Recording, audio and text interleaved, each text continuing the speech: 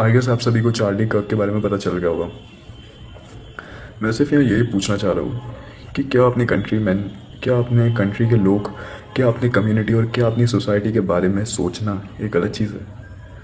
कितना कोई कितना ज़्यादा एक ओपिनियन से डिसएग्री कर सकता है कि वो सामने वाले को शूट कर दे?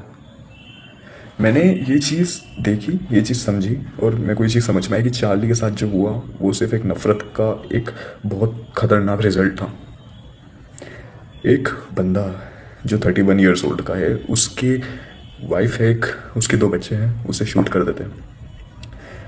मैं उस बंदे का कंटेंट इतने टाइम से देख रहा हूँ, कुछ भी गलत नहीं था भाई उसमें। वो बेसिक चीज़ों को ज़्यादा उठाता था हर चीज़ में, सूडो फेमिनिज्म, अबॉर्शन वगैरह वगैरह, ऐसी चीज़ों को मार्क करता था बंदा। लेकिन मेरे को अभी भी समझ नहीं आ रहा कि लोग कितने ज़्यादा बेवकूफ़ हो सकते हैं कि उन्होंने उसको शूट कर दिया।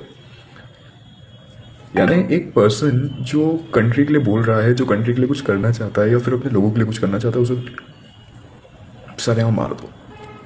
क्या यही है? मैं सिर्फ यही बोलना चाहूँगा कि like he is the most courageous person I have ever known.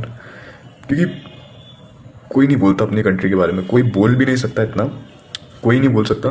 और अगर इंडिया में ऐसे लोग हैं, इंडिया के लोग इतने बेवकूफ़, इतने रद्दी किस्म के लोग हैं जो इन्फ्लुएंसर्स अपने ही कंट्री के अंदर राइट्स करवाते हैं, अपनी कंट्री के अंदर दंगे करवाते हैं सिर्फ अपनी कुछ लिमिटेड पार्टी और अपने ओपिनियंस को रखने के लिए।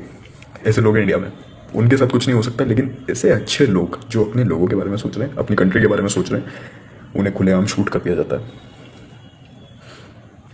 मैं सिर्फ यही बोलूँगा, उसका करेज, वही करेज सब में होना चाहिए। और शायद यही क्वेश्चन सबको उठाना चाहिए कि क्यों मारा गया।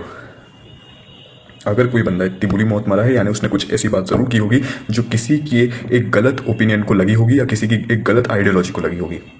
तो यही वहाँ पॉसिबल है, वरना वो ये चीज़ डिजर्व नहीं करता था कि कोई उसे गोली मारे या मरे।